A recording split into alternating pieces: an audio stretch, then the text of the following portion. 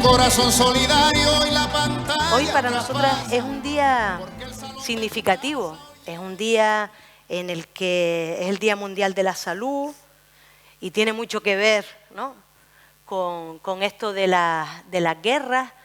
Es un día hoy en el que comenzó el genocidio en Ruanda, hace unos años, de 1.200.000 personas asesinadas. Cada día, cada minuto de cada día, en este sistema capitalista en el que vivimos, mueren 11 personas por hambre, ¿no? La guerra también real, ¿no?, la guerra de la desigualdad, de la injusticia, de la falta de redistribución de recursos. Y también para nosotras es un día especial, porque un día como hoy partió nuestro amigo Arcadio Oliveres.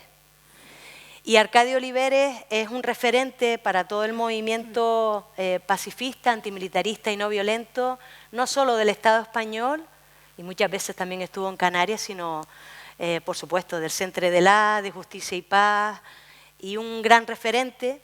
Y uno de los lemas más importantes que siempre nos inspiraba, él decía que no podemos perder nunca la esperanza. Pues desde esa clave vamos a tener este conversatorio, ¿no?, recordando y agradeciendo a las que nos han precedido, que hoy estamos aquí por toda la contribución de la gente amorosa que ha entregado su vida por la paz, por la justicia, ¿no?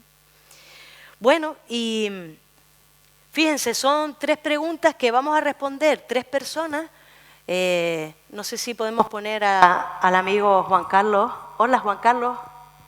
¿Qué tal? Buenas tardes. Bienvenido. Hola, buenas tardes. Está aquí también Ainhoa y hay un puñado de gente que te estamos escuchando. Y Juan Carlos Roy es investigador de la militarización, divulgador de propuestas antimilitaristas, no violentas, una de las personas también que más contribuye a que conozcamos para transformar la realidad de la violencia. Después Ainhoa Ruiz Benedicto es investigadora del Centre de la y también contribuye a través de ese equipo, ese centro de investigación y de análisis, pues a plantearnos distintas propuestas de transformación. Y la que les habla, Coldovi, de Alternativa Antimilitarista MOV, Acción Directa No Violenta y de la Internacional de Resistentes a la Guerra. Pues queremos contestar estas 3 preguntas. La primera pregunta, que nos va a ayudar pues a ponernos unas gafas, como decimos en Acción Directa No Violenta, anticamuflaje, unas gafas que nos ayuden a descubrir cómo el militarismo y las guerras se crean, se sostienen y se mantienen en la realidad en la que vivimos, ¿no? Y para ponernos estas gafas, que siempre cogemos la idea del movimiento feminista, de las gafas lilas, pues estas son también lilas y anticamuflaje, vamos a respondernos a la pregunta, ¿cómo se crean, cómo se preparan y cómo se sostienen las guerras? Si les parece, pues empieza nuestro compañero Juan Carlos Roy.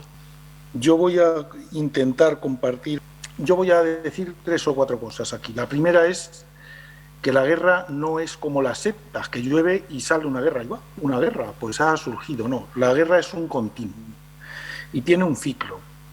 Un ciclo que tiene un antes donde se prepara y en el que tenemos mucho que decir desde los distintos países. La estamos preparando, un durante en el que se hace la guerra y un después, una posguerra, donde en cierto modo se vuelve a preparar la guerra. Y este ciclo, esta espiral se va dando constantemente. Yo planteo que hay una serie de ladrillos, de condiciones indispensables para que haya una guerra, ¿no? Tienen que pasar varias cosas. La primera es que estamos situados en un paradigma, en una manera de comprender el mundo que yo lo llamo paradigma dominación-violencia.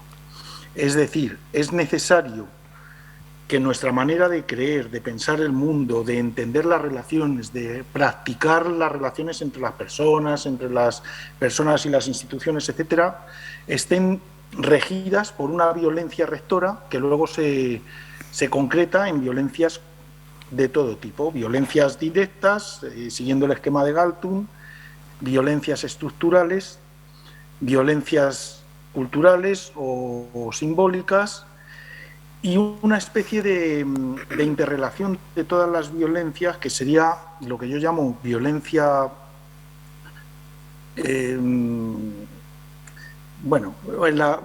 una especie de coordinación de las violencias, sinergia de las violencias, ¿verdad? Hace falta que esto ocurra, pero no es suficiente. Hace falta tener una infraestructura destinada a fabricar la guerra y tenerla bien engrasada.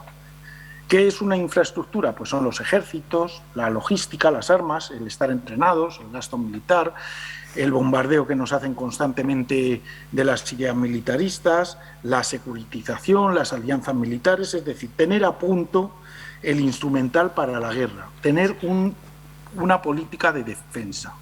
Hace falta otra tercera cosa, un proceso gradual de irnos convenciendo y espiritualizando que sea nuestra alma la razón militarista y que las cosas se resuelven de forma militar.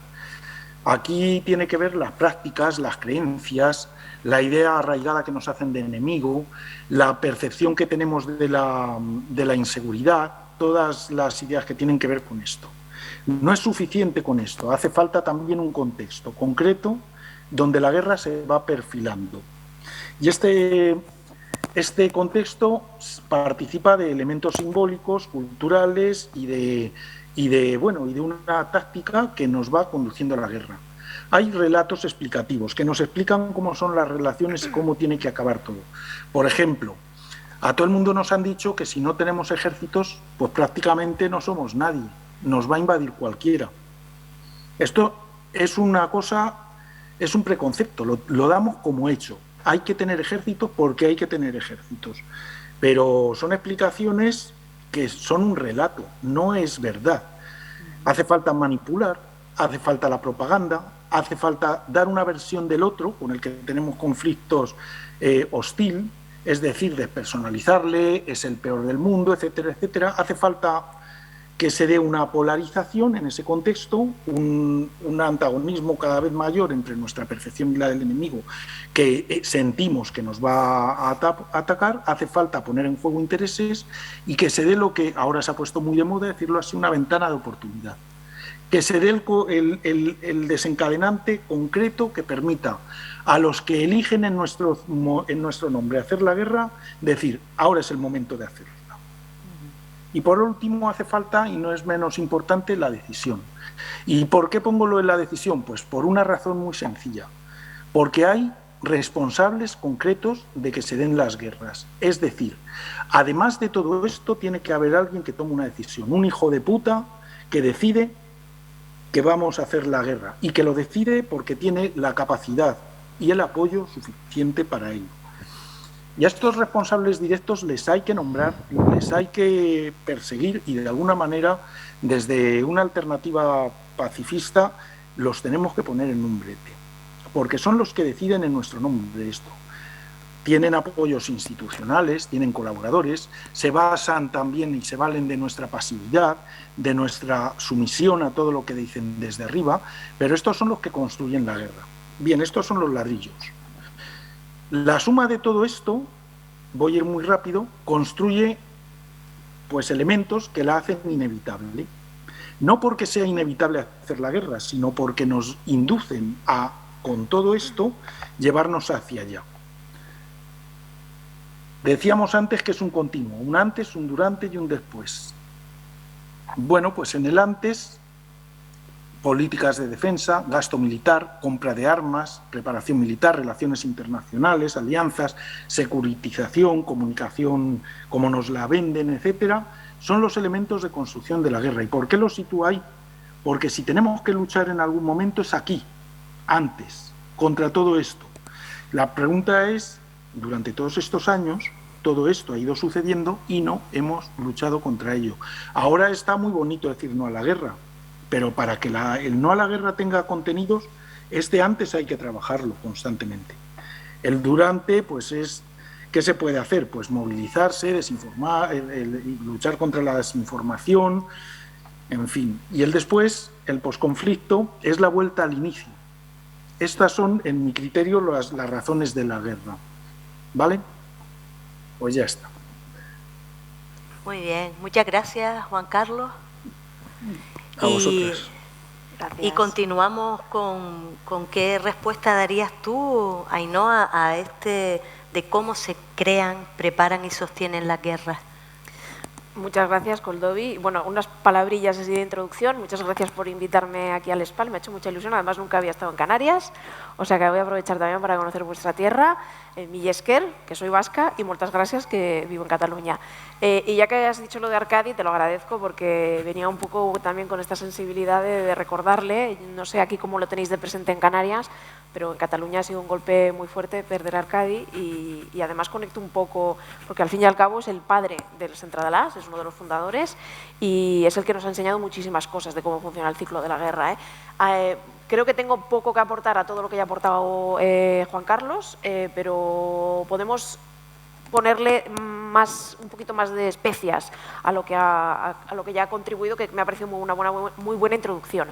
Arcadi hablaba, de hecho, su tesis doctoral iba sobre el ciclo económico-militar, lo que él denominaba, que es un poco lo que ha explicado Juan Carlos al principio, cómo se consigue llevar a cabo una guerra, ¿no? En su tesis Arcadi lo que explica es que las guerras son posibles porque tenemos, por un lado, unos presupuestos militares, es decir, gasto militar, que permiten que tengamos recursos para hacer la guerra. Al mismo tiempo, comerciamos con armas, vendemos y compramos armas, a la vez tenemos toda una industria militar que produce armamento, la mayoría privada, pero hay una parte también que es pública, es decir, que con nuestros propios impuestos se están financiando y construyendo y produciendo armas. Y por último, las Fuerzas Armadas, digamos, el mantenimiento y sostenimiento de las Fuerzas Armadas. Este es lo que Arcadi denomina el ciclo económico-militar y en el Centradalàs, digamos que nuestra investigación siempre está presente este ciclo, ¿no? Pero ¿qué hay más allá de eso, ¿no? Ya lo ha nombrado un poco Juan Carlos, que es cómo militarizamos otros aspectos que tienen mucho que ver con lo político y social, que no solo es un ciclo económico, sino también un ciclo de la política, ¿no? Y aquí nosotros lo que hablamos es en una de las últimas investigaciones que hemos hecho, intentamos plantear de una forma muy limitada, porque sabemos que podríamos hablar de muchos más aspectos, pero principalmente hablamos de 4. Uno de ellos es la militarización de la política, y por militarización de la política podríamos hablar de todas esas medidas que hacen posible la guerra. Volvemos al gasto militar, es decir, unos presupuestos militarizados, porque damos por hecho, ¿no?, que tiene que haber un gasto militar, pero eso es una militarización de los presupuestos, no tendrían por qué estar militarizados, ¿no? Y muy al contrario, encontramos muy pocos presupuestos que realmente inviertan gasto para construir la paz. Podríamos hablar de algunas políticas de cooperación, pero ojo con las políticas de cooperación, porque como seguro que sabéis muy bien, muchas veces están plagadas de perversiones, entre ellas deudas externas, algunos acuerdos que en el caso que nos concierne últimamente, en las últimas décadas, van ligadas a acuerdos de frenar las migraciones en terceros países. Digamos que empieza a haber ya cierto tipo de perversión. Por tanto, cuando hablamos de paz, también tenemos que definir de qué estamos hablando cuando hablamos de paz y en qué se tendría que invertir para construir la paz. Por tanto, políticas, gasto militar, la militarización del comercio, que es ser más o menos comprador y vendedor de armas. En el caso del Estado español es destacable que, a pesar de no tener una gran relevancia a nivel internacional, durante los últimos años ahora ha bajado un poquito, ha estado el 7º exportador mundial de armas, por detrás de Estados Unidos, Rusia, China, Alemania, Inglaterra. Y no se puede decir que el Estado español tenga un papel tan relevante a nivel internacional como para tener este papel como vendedor de armas, ¿no? Por tanto, también una militarización del comercio.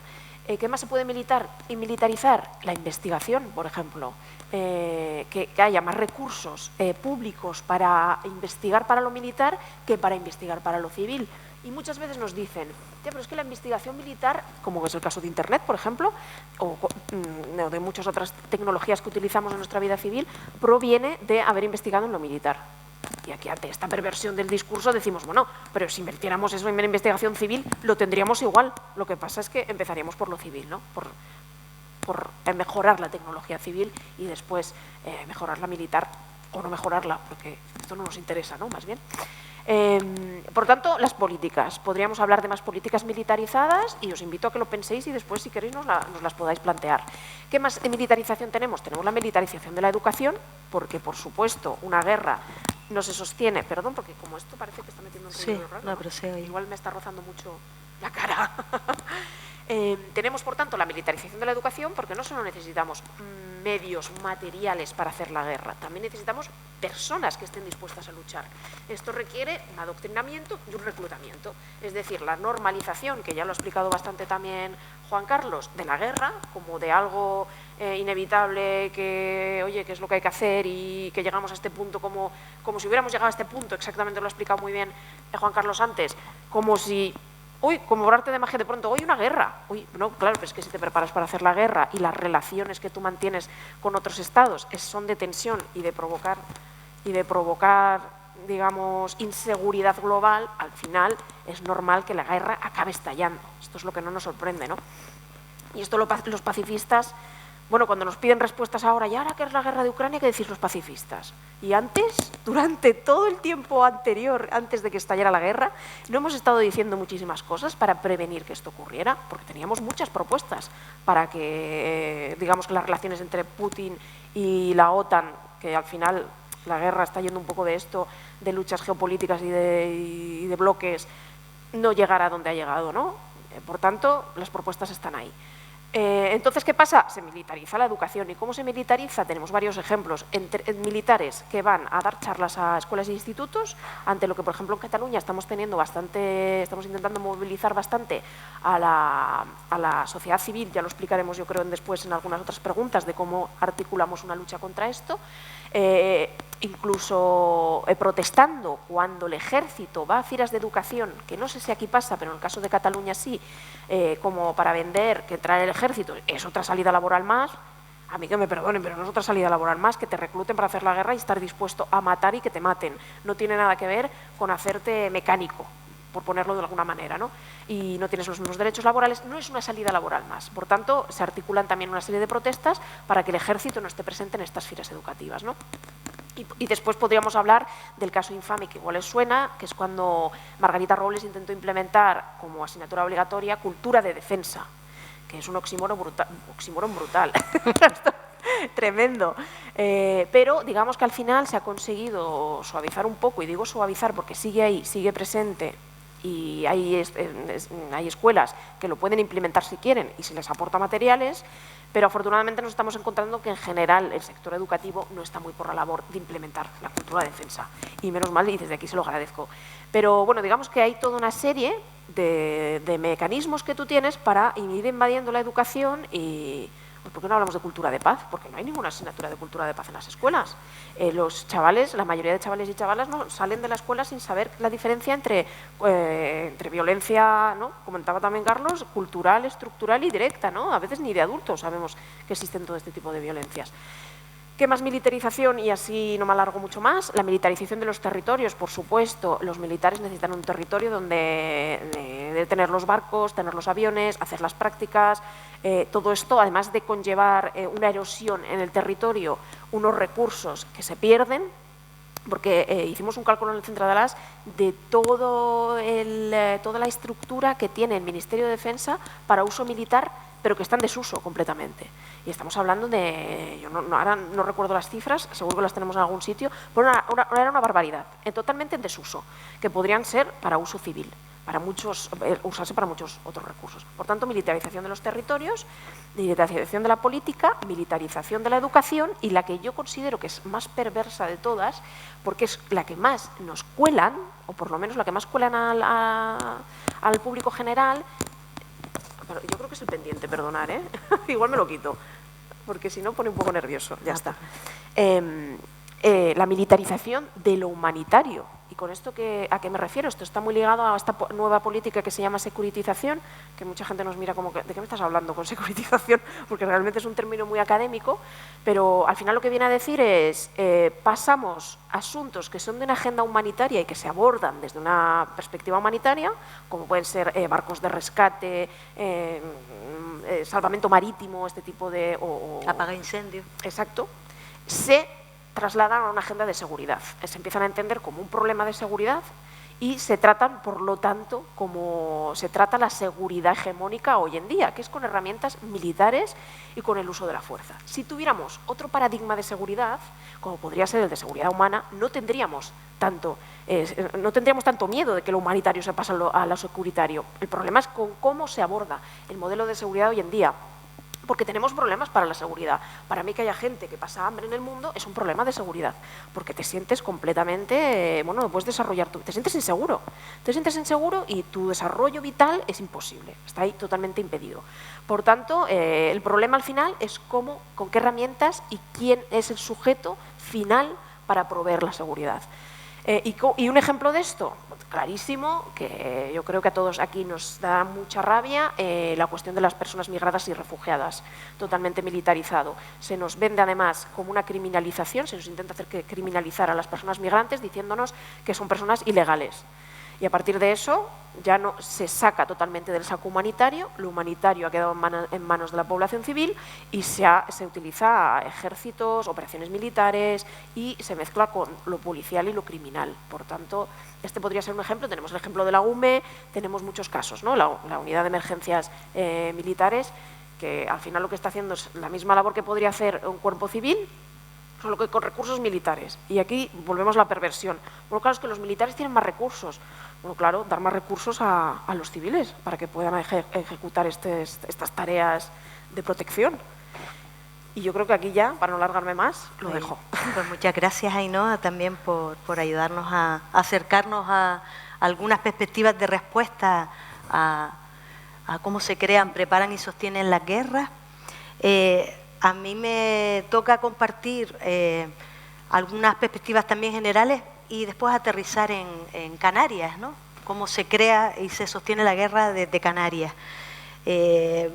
Una cuestión que nos parece siempre importante es empezar con esto que iniciamos, que es que hay una guerra contra la vida, como dice Yayo Herrera, porque en este sistema capitalista, racista, extractivista, homicida, ecocida, patriarcal, un conjunto de características, todas menos bonitas, que genera desigualdad, discriminación, explotación. No puede haber paz en este tipo de sistema. Y necesita, por tanto, ejércitos, guerras y militarización para sostenerlo.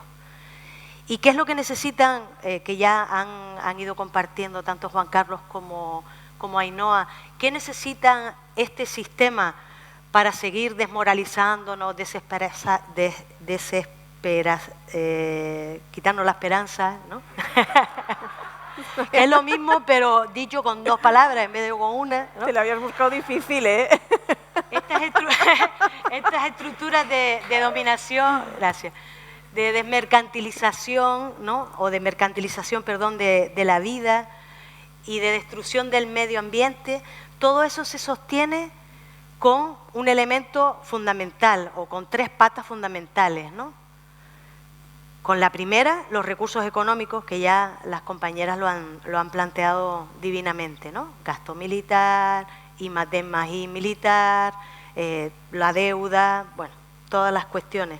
La financiación, los bancos que financian la industria armamentística, que 3 de cada 4 armas no existirían si no habría financiación de los bancos como el BBVA, que son tan responsables como los que toman las decisiones, BBVA, Santander, La Caixa y Sabadell, entre los que están, digamos, en el ranking, ¿no? de los mayoritarios.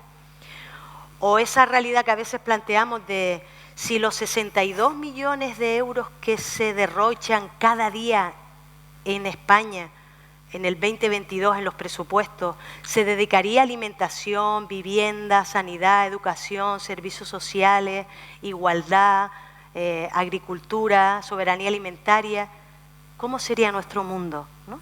Nos acercaría realmente a un mundo en paz, a la justicia, ¿no? Por eso decimos que la guerra, y como bien dice Juan Carlos, es una guerra permanente, ¿no?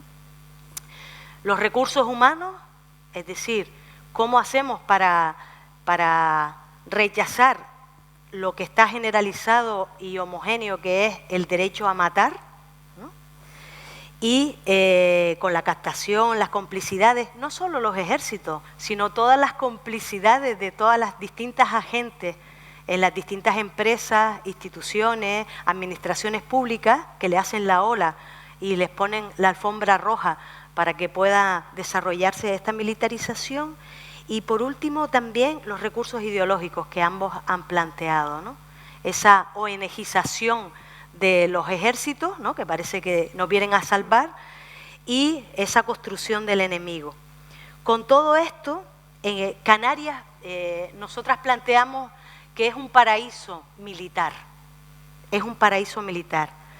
El contexto es que en Canarias tenemos una situación de paraíso de precariedad, de desigualdad, de empobrecimiento, de confinamiento de la riqueza en pocas manos, donde de 2.100.000, 800.000 personas están bajo el umbral de la pobreza, con privación material severa y con todas las personas de su hogar en situación de desempleo, donde en Canarias tenemos la turistificación, la dependencia alimentaria, energética, político-administrativa, donde en Canarias tenemos una situación de excepcionalidad de derechos, donde tenemos los récords de desinversión social, somos las que menos invertimos en política social, donde tenemos un fracaso de las políticas de migración, porque, como decía el otro día Soda, vivimos en una guerra en Canarias porque intentan acceder desde el continente africano y las políticas migratorias asesinan a 4.404 personas,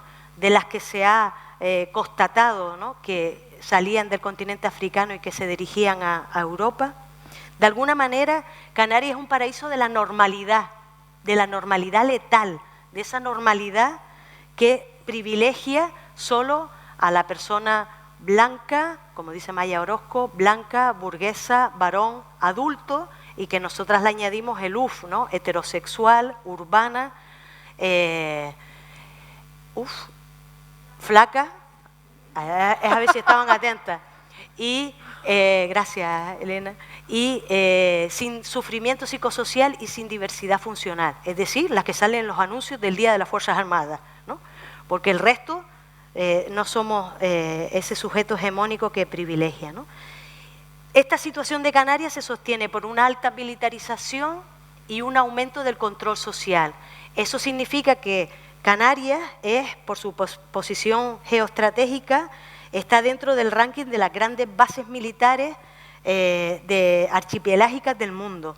Es un bastión de la OTAN, esa alianza multinacional que es la principal brazo armado del capitalismo. En Canarias la presencia de tropas es altísima, es la quinta comunidad autónoma de todo el Estado español donde hay más ejército presente, un soldado cada 145 habitantes, y siempre hacemos la comparativa, una psicóloga contratada por el Estado cada 17.000 habitantes, una trabajadora social cada 24.000 habitantes, una matrona cada 100.000 habitantes. Repito, el número de un soldado cada 145 habitantes, más o menos los que estamos aquí, más alguna gente ahí que se está hallando los cafés, pues, ¿no?, tenemos un soldado para cada una de nosotras. Una alta militarización por parte de presencia de tropas. Un lugar de entrenamiento habitual de tropas, tanto del Estado español como multinacionales, con maniobras permanentes de la OTAN, y maniobras permanentes que son, las maniobras son ensayos de guerra que se hacen acá en Canarias. 2 de cada 3 contingentes de tropa que salía para Afganistán ensayaban la guerra acá.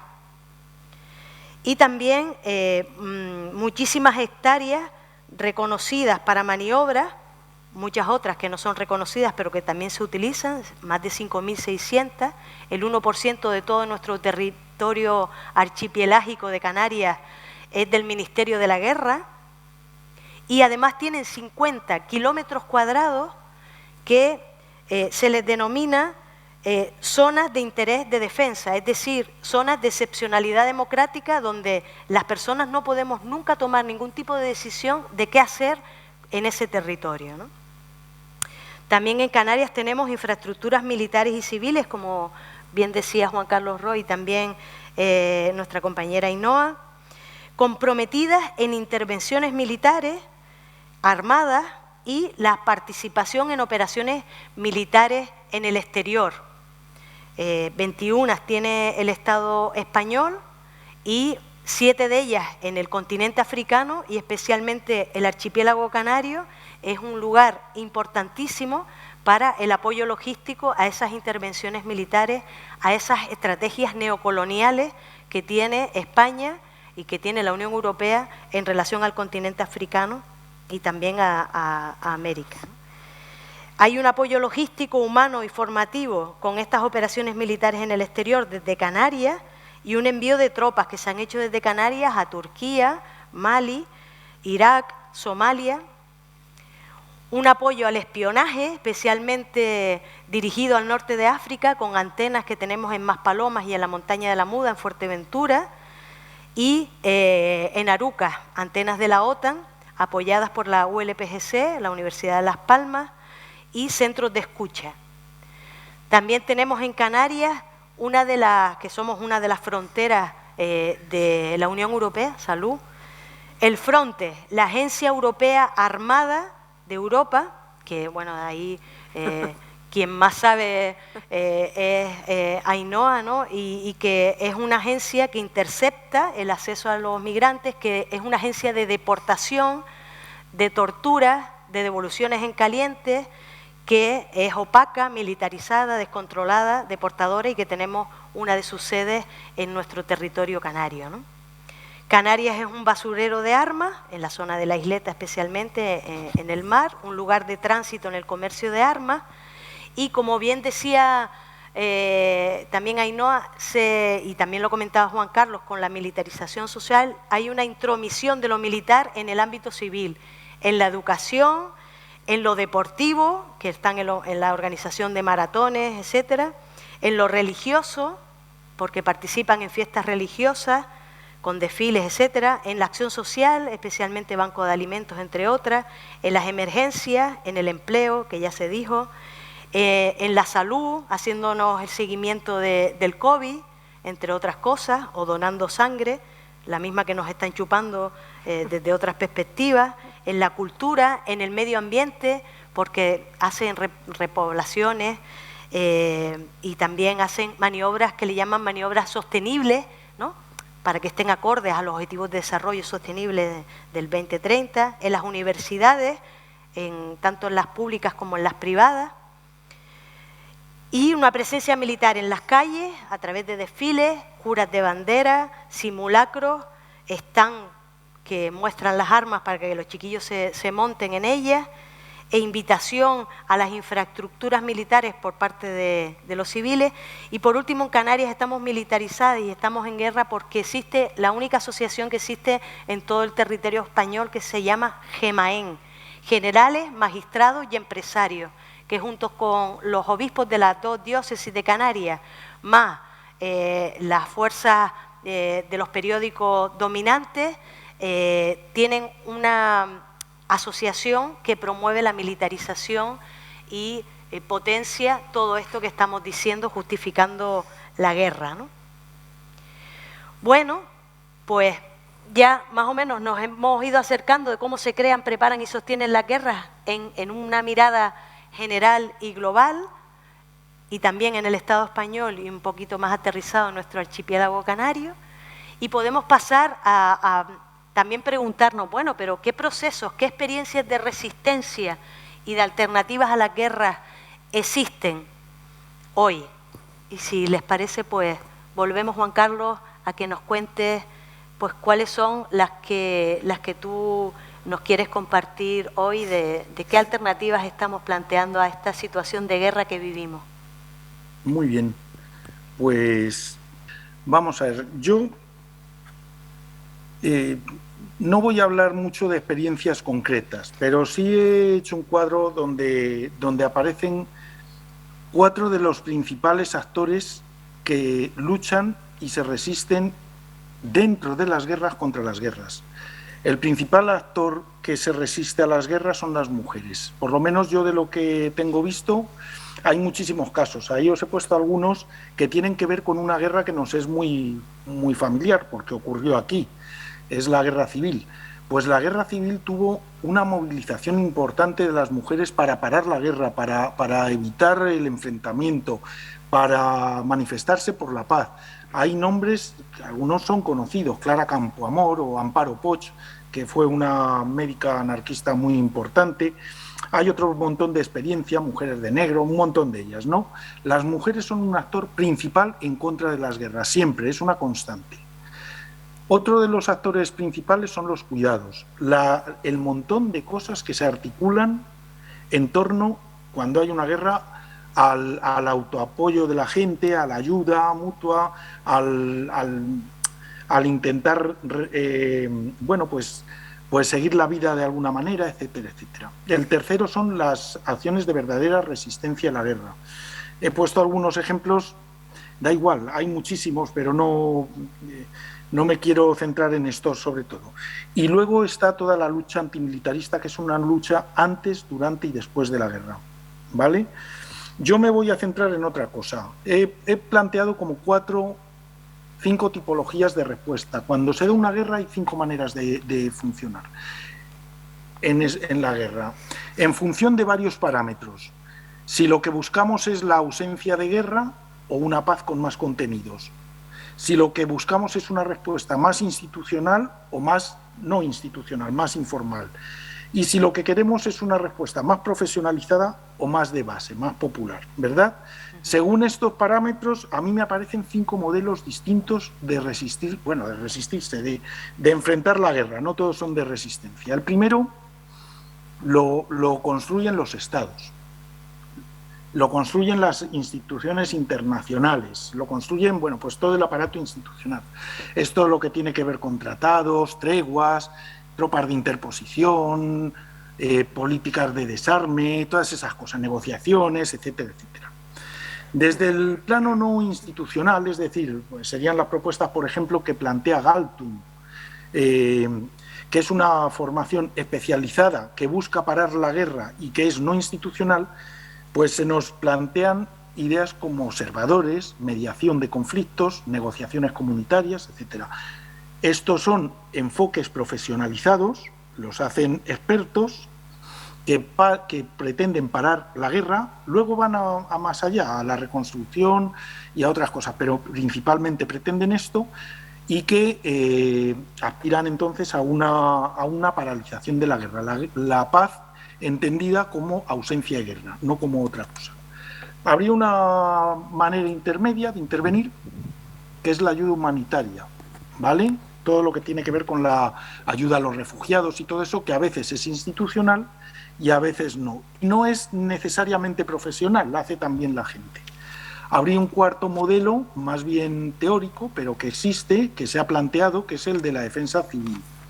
La defensa civil quería ser la búsqueda de otro tipo de paz, pero se ha acabado convirtiendo en un recurso, en un complemento o en una opción de la defensa militar. Me explico. La defensa civil es la defensa sin armas ejercida por civiles, pero en los planes de defensa de toda la vida militar, podemos decir desde el paradigma violencia, dominación, se contempla la defensa civil como un recurso en la defensa. Cuando no se puede defender militarmente, por ejemplo, las ciudades son difíciles de defender militarmente, se propone que los civiles sean los que ejerzan la defensa. O, como una opción, cuando se ve que es imposible defenderse militarmente, se propone una resistencia civil. ¿De acuerdo? Sería otro modelo. Y hay una quinta manera de entender, de enfrentar la guerra, que es la que se hace desde la base, en la aspiración de una paz con contenidos y de forma muy poco profesionalizada, que es lo que plantea las deserciones, la autoorganización de la gente, los cuidados, la lucha social antes, durante y después, y el modelo que se llama, de este hablaremos a lo mejor después, de defensa popular no violenta. De modo que salen como 5 maneras de enfrentar la guerra distintas, que tienen conexiones, sitios donde se juntan, pero que responden a enfoques distintos. De todos estos, resistencia a la guerra en realidad solo es el último, el que es más popular, más de base y hecho por la gente de esa manera. Bien, Dentro de la guerra, durante la guerra, ¿qué cosas se pueden hacer? Yo aquí he puesto un esquema que lo he sacado de cosas que voy escribiendo desde hace tiempo y las he puesto aquí. Hay dos escenarios donde ahora podemos intervenir. Uno es aquí. Nosotros preparamos la guerra, promovemos la guerra, apoyamos la guerra. Y aquí podemos desaprender la guerra, intentar obligar a que la guerra pierda fuerza. Ejemplos de cosas que se pueden hacer aquí, pues el primero es cosas como las que estamos haciendo ahora. Luchar contra la justificación, contra el relato. Tenemos que tener relatos alternativos, relatos claros, racionales, no emocionales, racionales, que expliquen lo que está pasando y por qué. Otra cosa que podemos hacer es movilizar socialmente la causa de la paz. Es una responsabilidad. Ahora estamos con el no a la guerra, pero hay que llenarlo de contenido, porque no a la guerra no es cualquier cosa, lo estamos viendo ahora. Los que proponen dar armas a la guerra, es decir, echar más fuego, más leña al fuego, nos están diciendo que lo hacen porque no quieren la guerra. Pero ese no a la guerra no es nuestro no a la guerra. Nosotros no queremos la guerra porque no queremos ni la guerra, ni la violencia estructural, ni la violencia cultural, ni la violencia directa, ni la militarización, ni nada de eso. Podemos hacer, en fin, bueno, sabéis leer y está puesto ahí. ¿Y allí qué se puede hacer? O para los de allí. Podemos crear redes de apoyo, podemos llamar a la desobediencia, a las guerras. Hay mucha gente en la guerra de Ucrania que está desobedeciendo.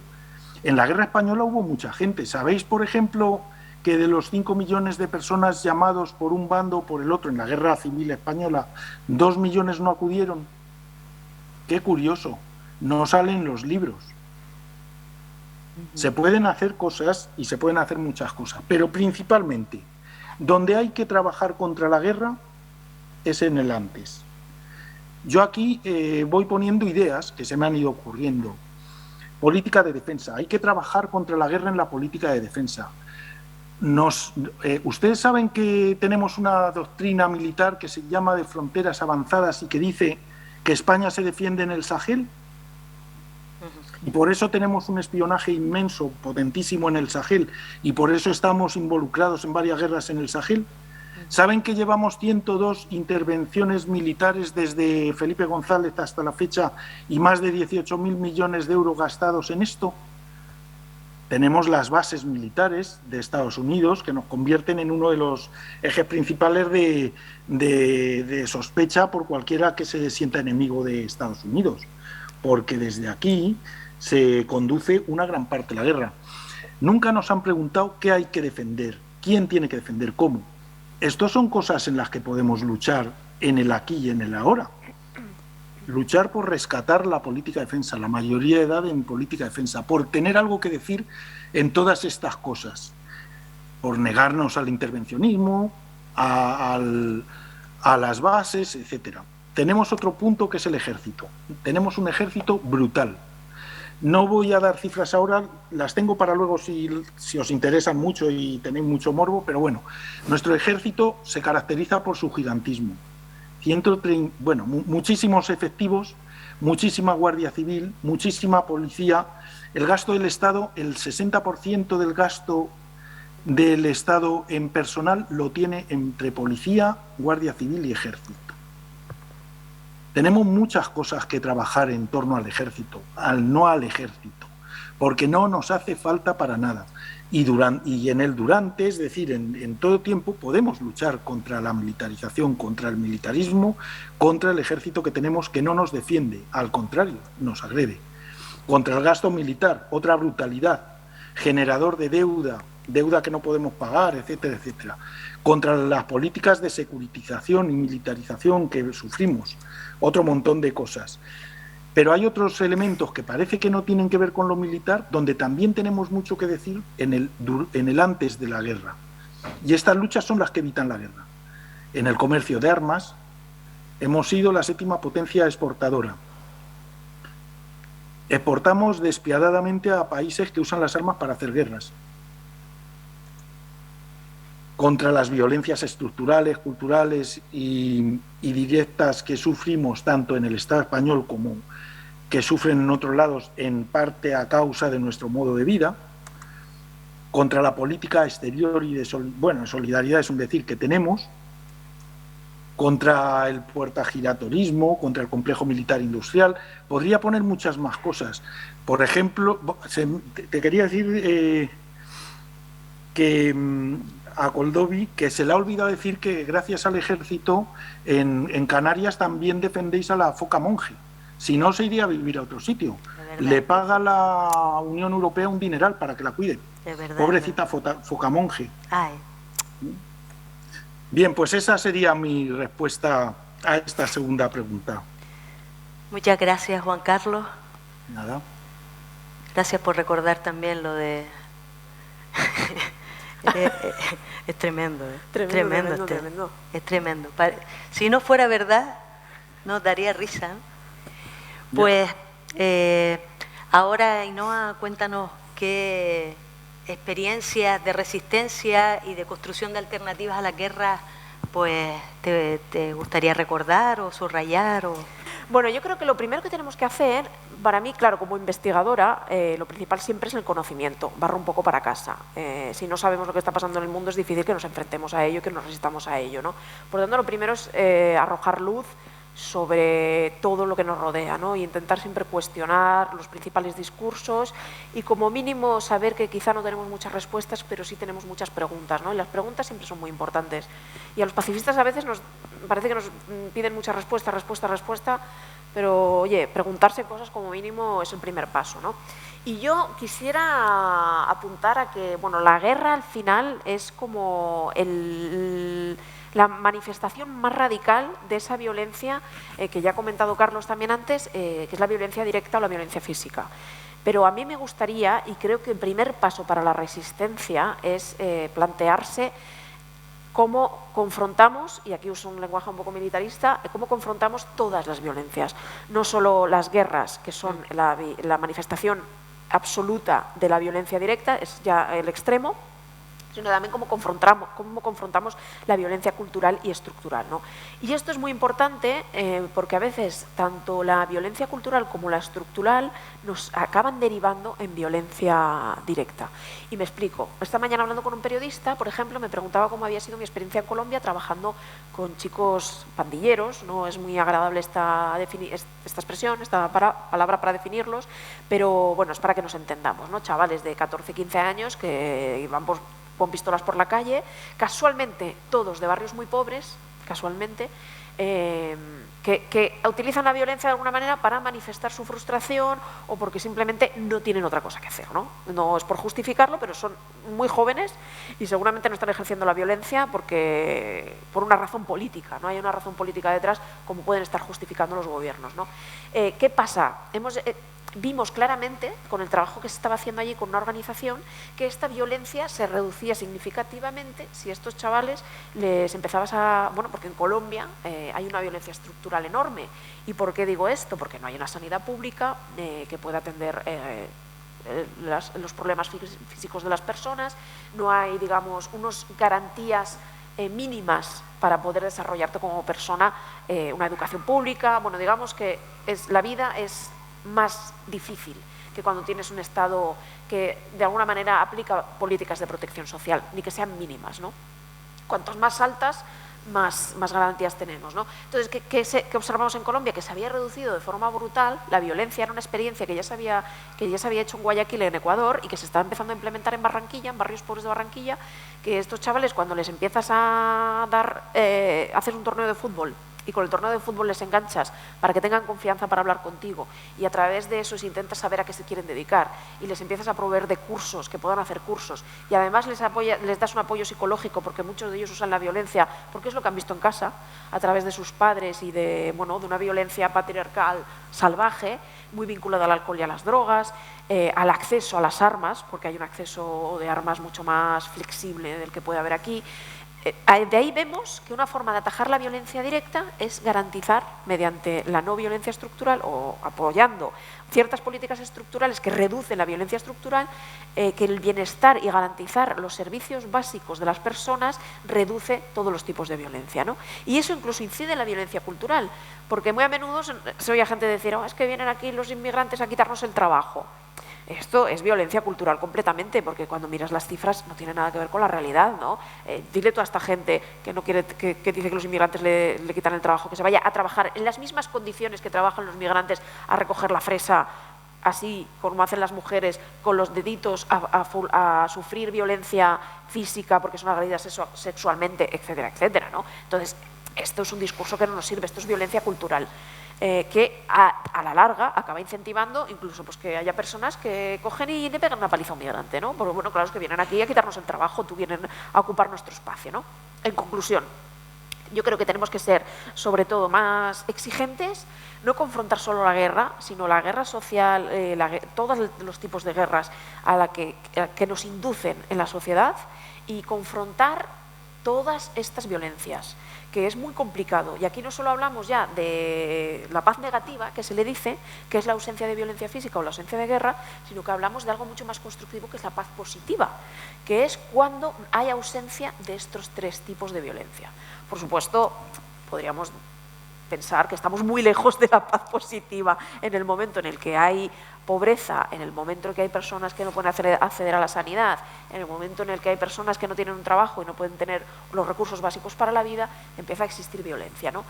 ¿Qué pasa? ¿Por qué este discurso no está más implementado, no se escucha más? Pues porque, como os podéis imaginar, para los gobiernos es mucho más fácil atajar la violencia directa y decir, bueno, ya te pongo policía para atajar la violencia directa, ya te pongo ejército para atajar la violencia directa, aunque a veces pueden llegar a ser los causantes de esta violencia, ¿no?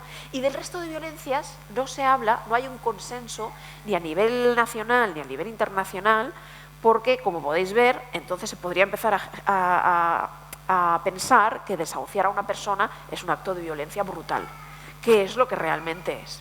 Galtung, que ya lo ha nombrado antes Juan Carlos, Johan Galtung, que para mí es uno de los grandes sociólogos y un gran influenciador de todo el movimiento pacifista y de todos los investigadores que nos dedicamos a esto, decía que la violencia era, bueno, tiene una definición de violencia bastante compleja, pero muy interesante. Dice, la violencia es cuando podemos impedir algo, tenemos medios para hacer que no pase y no lo hacemos. ¿Y esto qué sería? Tenemos recursos para proveer de sanidad a toda la población, pero no lo hacemos. Tenemos vacunas, no es el caso de que aquí casi todo el mundo ha podido acceder a las vacunas, ¿no? Pero los países del norte global hicieron lo que se llamó un tratado que se llamaba COVAX para repartir todas las vacunas, los excedentes de vacunas que teníamos en países que les costaba mucho más o producirlas o mantenerlas o comprarlas, y no se ha cumplido. Se suponía que esos excedentes tenían que ir a este fondo COVAX para poder proveer a terceros países que querían la vacuna, y no se ha cumplido. Muchas de estas vacunas han acabado tiradas, caducadas. Seguro que habéis oído de vacunas caducadas que se han tenido que tirar. Pues esto es violencia estructural. Tenemos recursos para vacunar a personas que se quieren vacunar en países del sur global y no lo estamos haciendo, por una total falta de inacción, por una total falta de preocupación, por muchísimas razones, ¿no? Incluso por intereses geopolíticos. Por tanto, esto es importante que lo tengamos en mente, ¿no? Porque al final no solo es la guerra, son muchísimos frentes a los que tenemos que resistir, y afortunadamente en este sentido yo creo que la sociedad civil nos movilizamos de una forma impresionante, y no sé, seguro que vosotros tenéis muchísimos más ejemplos que yo, pero por recordar algunos, tenemos la plataforma de afectados por la hipoteca, tenemos, si hablamos de la violencia directa, de impedir la guerra, la gente del movimiento La Guerra Empieza Aquí, que están en el puerto de Bilbao y en el puerto de Sagunto denunciando las armas que salen en barcos saudíes, algunas de estas armas producidas en España para Arabia Saudí, para que después acaban evidentemente en la guerra en Yemen, aunque Arabia Saudí nos dice que no, que eso no pasa, y España nos dice no, eso no pasa. Bueno, digamos que si Arabia Saudí está en guerra y tú le estás vendiendo armas, no creo que esas armas las tengan en un almacén esperando a que haya otra guerra. Es un poco sospechoso, como mínimo. ¿Qué más tenemos? Tenemos el movimiento Desmilitaricemos la Educación, Desmilitaricem la Educació en Cataluña, que no solo hacemos protestas desde hace más de 12 años contra el ejército español, que monta un stand en la Fira de Educación en Barcelona y en otras ciudades, diciendo que eso es una salida laboral más. En un contexto de precariedad juvenil y de de precariedad laboral brutal, es muy fácil que tú además incentives el reclutamiento, ¿no? Y yo creo que tenemos muchísimas otras iniciativas que seguro que tú nos los puedes explicar ahora. Si quieres, cogiendo el hilo, muchas gracias. Exacto. Ainhoa, cojo el hilo, lo concreto en lo que hemos participado desde Canarias en esta lucha antimilitarista, pacifista y no violenta. Y si les parece, ahí lo vamos a dejar y sí que vamos a continuar, pero a través del diálogo, ¿no? Recogiendo eso que planteas de esta resistencia, desde lo que planteó también Juan Carlos, de esa lucha de base, esa lucha por la paz con contenidos, ¿no? Hay un trabajo en Canarias desde hace más de 36 años de lucha contra la OTAN, ¿no? Una lucha contra la OTAN en la que finalmente en el referéndum del 86 salió que Canarias dijo no, junto con Cataluña y Euskal Herria, es decir, Euskadi, País Vasco y Navarra. Importante porque fue un trabajo de base con comités en cada uno de los pueblos y barrios y con un trabajo muy popular y muy continuado, ¿no? Ese trabajo contra la OTAN ha continuado y continúa hasta ahora, ¿no? El mismo pasado 12 de marzo pues tuvimos una manifestación. También todo el proceso de objeción de conciencia e insumisión para acabar con el servicio militar obligatorio después de 200 años que estaba presente en el Estado español, pues el arrojo y la desobediencia civil de miles de personas jóvenes con el apoyo de los grupos de apoyo, grupos de familiares, las acciones, enfrentándose al Estado, pues acabó con este servicio militar obligatorio, ¿no? Las luchas que hemos hecho en Canarias también contra las instalaciones militares, la de Arinaga y no se hizo, ¿no? Esa fue de las primeras luchas, en la montaña de la Muda, en Malpaso, el radar que se quería poner, es decir, la lucha contra el campo de tiro de Pájara. Todas aquellas luchas que se hacen para que todo lo que se dedica a servicio, digamos, de lo militar y de la guerra, pues sea utilizado para la vida, ¿no? Acciones contra las guerras también hemos hecho muchísimas manifestaciones, permanentemente pues contactos también internacionales con compañeras para apoyo mutuo en relación a las personas que quieren desertar y ser objetoras de conciencia en otras partes del mundo también. Contra la presencia de la Legión, que estuvo en Fuerteventura y que después el Gobierno de Canarias pues le dio también el premio Canarias y hubo ahí muchas protestas. Mujeres contra las guerras, ¿no? También retomando esto que plantea Juan Carlos Roy y que Ainhoa también ha planteado con los cuidados, en el sentido de el compromiso del movimiento feminista en Canarias también en la lucha contra las guerras y la militarización, la lucha por convertir a Canarias en plataforma de paz, neutralidad y tener un estatuto internacional que nos coloque como plataforma logística de apoyo al encuentro entre los pueblos, a la resolución no violenta de los conflictos y no a ser plataforma de agresión, especialmente al continente africano.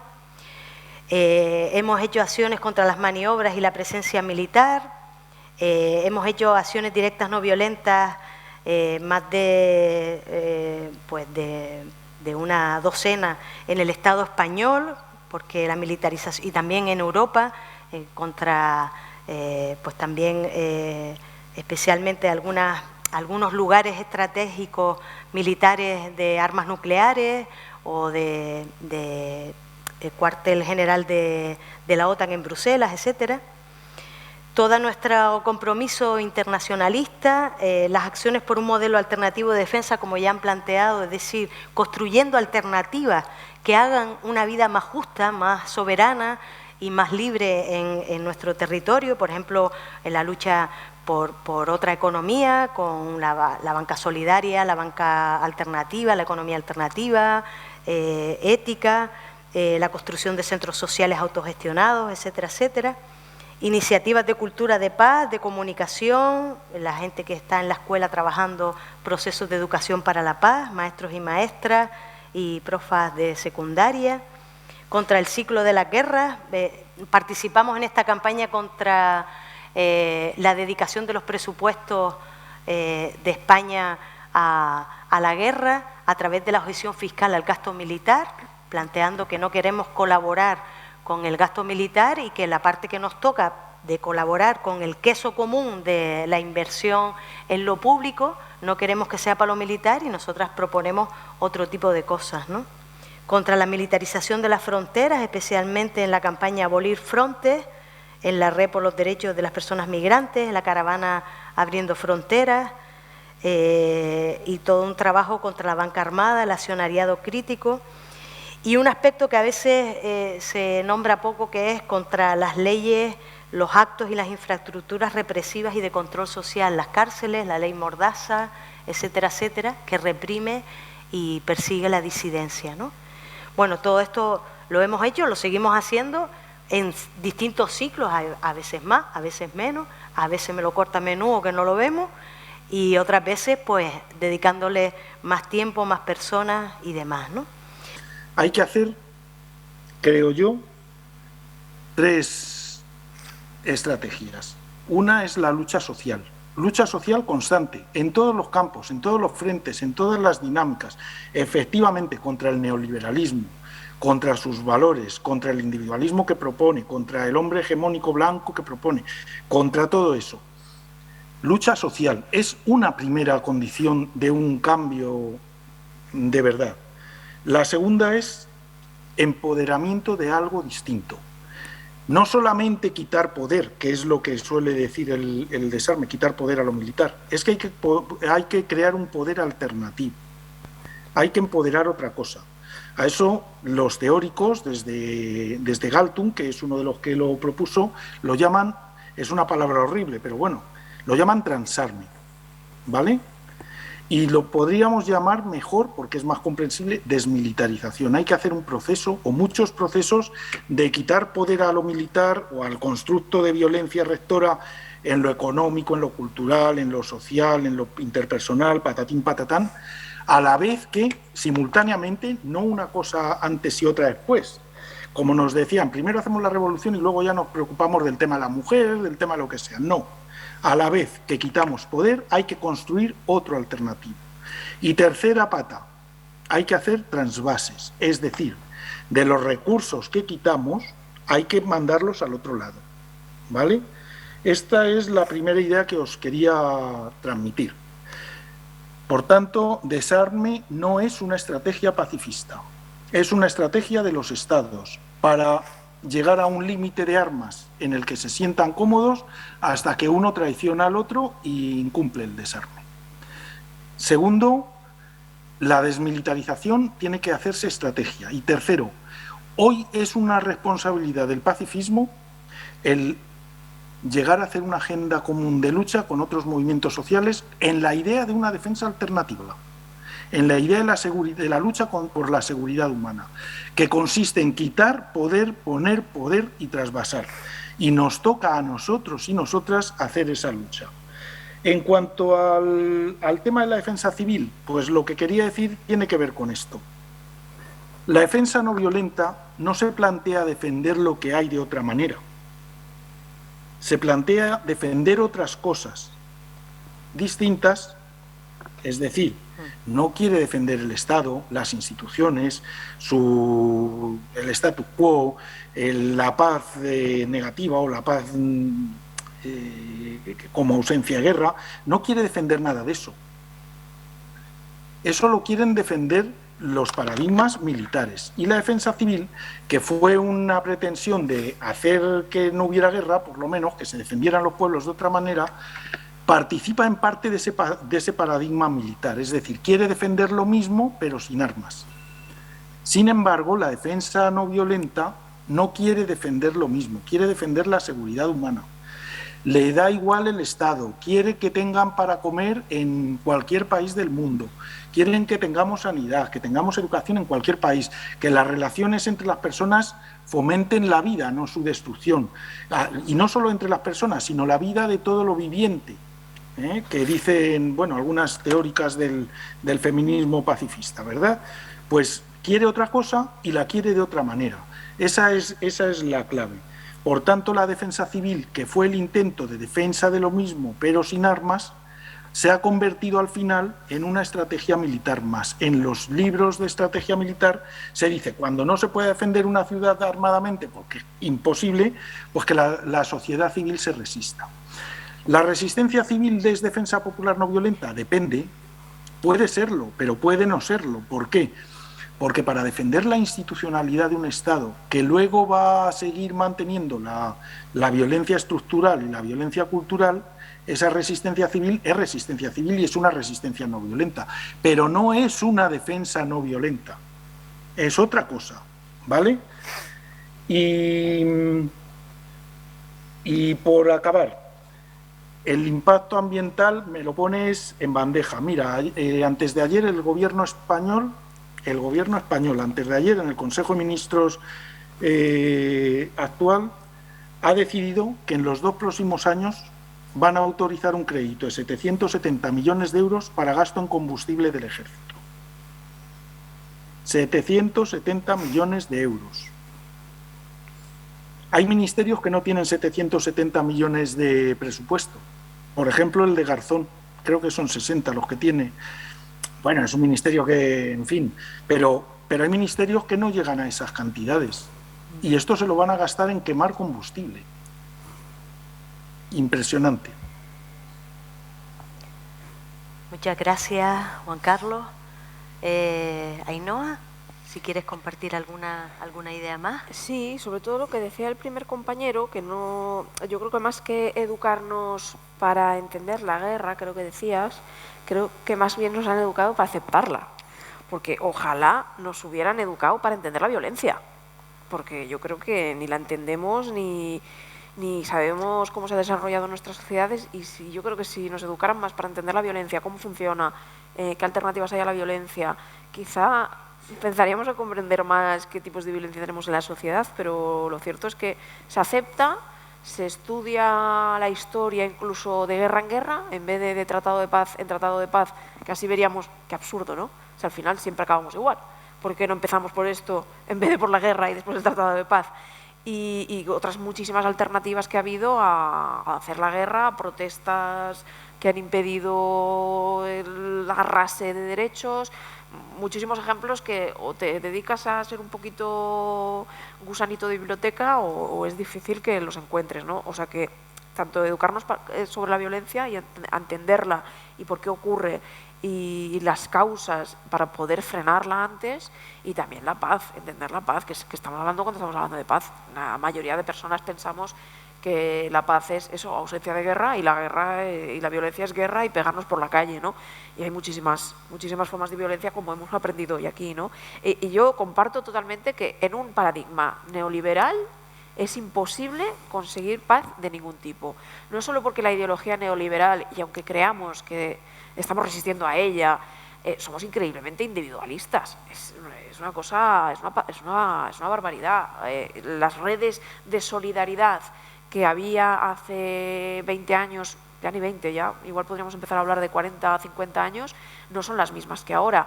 ¿Y por qué? Porque el neoliberalismo nos está forzando a tal flexibilidad, mala flexibilidad, que acabas por no vincularte a nada, porque no, la precariedad laboral te lleva a no vincularte a un trabajo, a que no se te respete, a que no se te considere un sujeto importante para la propia empresa, por la propia producción, y acabes marchando y te acabes no implicando en las luchas laborales de una empresa, porque ya irás a otro sitio, ¿no? O sea, yo tengo el ejemplo de mi padre, que ha trabajado en 3 sitios en toda su vida, y yo creo que habré trabajado en 10.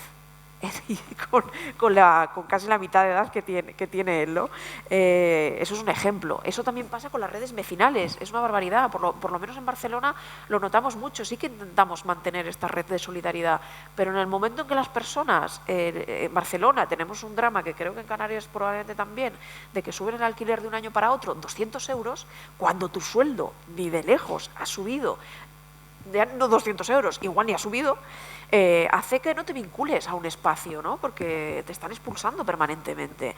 Por tanto, en un contexto neoliberal en el que lo comercial se comercializa absolutamente todo, desde la vida hasta la sanidad, hasta el lugar en el que vives, es muy difícil tejer redes de solidaridad. O sea que al final estamos intoxicados por el pensamiento hegemónico neoliberal y por la propia condena permanente a la que nos fuerzan de expulsión. Yo tengo muchísimos amigos que viven en un barrio, que viven en mi barrio y dicen, bueno, es que me estoy planteando irme, porque claro, aquí que es que no puedo vivir aquí, que es que no me da el sueldo, ¿no? Entonces se acaban rompiendo, ¿no? Todas estas vinculaciones, que al final es el vínculo y el compromiso con los demás lo que hace que seamos solidarios, ¿no? Por tanto, yo creo que es imposible, completamente imposible, construir una sociedad ya no sin guerra, sino sin violencias en un contexto neoliberal. Y esto también conecta con lo que comentaba de Colombia, ¿no? A la que no hay recursos básicos, la violencia acampa mucho más a sus anchas, porque, bueno, pues no sé, es más fácil dejarse llevar por la violencia. Estás más enfadado, tienes menos tiempo, tienes pocas alternativas y al final te dejas llevar por lo más fácil. Y luego lo que comentabais del clima me parece muy interesante, porque sí que estamos empezando a hacer muchas investigaciones, es muy incipiente dentro del Centre de l'As, pero ya estamos detectando las relaciones entre el militarismo y el clima, que es bastante obvio, ¿no? Podríamos pensar, hombre, claro, lo primero de todo es la protección de los recursos por parte de los militares. A la que avance el cambio climático, se reduzcan los recursos, no solo va a haber más guerras, sino que va a haber más intervenciones militares, que ya las hay, para proteger y garantizar estos recursos para algunos, pocos, que serán los que tengan el poder militar de imponerse. Esto ya está pasando en algunos países, por ejemplo en Latinoamérica ya ha pasado que en momentos de sequía y de escasez de agua que se ha securitizado el cambio climático. ¿Y qué quiere decir securitizar el cambio climático? Que en vez de coger el agua que tienes y esta escasez e intentar repartirla e intentar que todo el mundo, digamos, afronte esta emergencia y se apliquen medidas preventivas para que esto se frene y no vuelva a pasar, que ya es complicado que lo haga solo un país, lo que se hace es militarizar el recurso, que vayan los militares que protejan el agua y que ellos decidan cómo se accede a este recurso y cómo se reparte. Y esto ya ha ocurrido. Por tanto, una militarización creciente de los recursos y de las propias consecuencias del cambio climático. ¿Qué más se militariza? ¿Qué otra consecuencia terrible? Más personas refugiadas por cuestión de sequías, por cuestión de falta de recursos. Ya se estima que las personas migradas por cuestiones climáticas están aumentando año tras año. Es muy difícil tener un registro de esto, porque, bueno, entre que no sabemos, no se hace una encuesta a las personas que emigran, que no estaría mal, para preguntarles por qué emigran y qué les está causando este malestar para tener que dejar sus hogares, es muy difícil saber quiénes migran directamente por una cuestión climática, ¿no? Pero ya se está preveyendo que esto es una de las razones por las que está aumentando los desplazados internos y externos de los países, ¿no? Por tanto, ante esto que estamos haciendo, militarizar las fronteras, como bien ha explicado también Koldovi, y cómo están creciendo los muros fronterizos en todo el mundo, que hemos construido desde la caída del muro del Berlín, ese muro tan infame y tan terrible que nos parecía la cosa más vergonzosa del mundo, desde entonces se han construido 60 muros más. Por tanto, ¿de qué estamos hablando? ¿Tan infame era el muro de Berlín? Tenemos el de Ceuta y Melilla, que se ha construido pocos años después de la caída del muro de Berlín, y podríamos seguir sumando y sumando y sumando. O sea que otra consecuencia del cambio climático, militarizado. Y después la más obvia, que es la militarización de la protesta, como estamos viendo que pasa en Colombia y muchos otros países de Latinoamérica también, en la que se está reprimiendo a todas las personas defensoras de los derechos ambientales, ¿no? Y de los derechos de acceso a la tierra, que es una de las consecuencias también más terribles. Brasil es el país con un mayor récord de personas asesinadas vinculadas a la lucha por los derechos ambientales. Y no apunta mucho mejor con el presidente del gobierno que tienen ahora, y como sigan por esta línea, que esperemos que se frene. Y podríamos estar hablando mucho más, pero bueno, te cedo la palabra. Quizás para profundizar en todo esto, tenemos páginas web del Centre de l'As, de Tortuga, antimilitaristas.org, Canarias por la Paz, pacifist.app, que en la que vamos volcando pues información, documentos, informes, propuestas pedagógicas para trabajar todo esto, ¿no?